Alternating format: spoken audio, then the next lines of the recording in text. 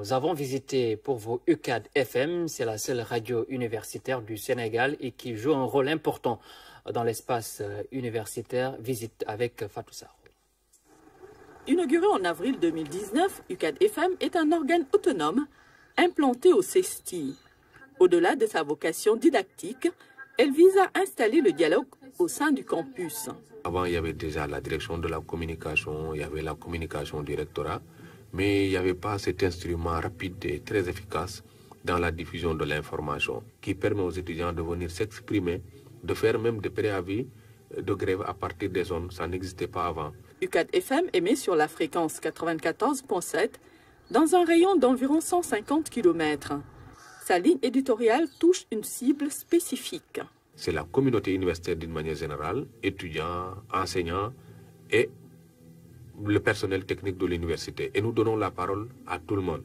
Ça nous permet aussi d'avoir non seulement la possibilité de relayer l'information, mais surtout de donner la parole à la communauté des savoirs qui doit informer les autres communautés. La radio, un instrument qui peut donc servir à des fins utiles ou détruire, comme le suggère d'ailleurs le thème de cette année.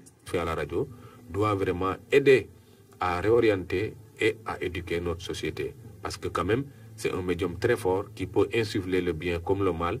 Donc il ne faut pas qu'on soit trop emporté par le sensationnel. Des principes que les étudiants en journalisme s'efforcent de retenir.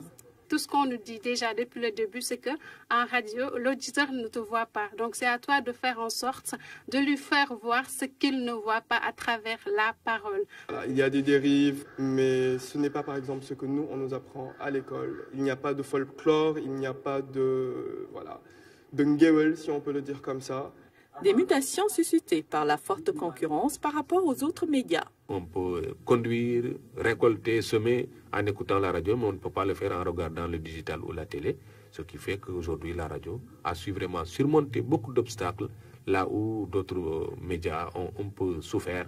Ce 13 février, journée mondiale de la radio, n'a rien de folklorique en milieu universitaire où étudiants et professionnels vaquent à leurs tâches habituelles.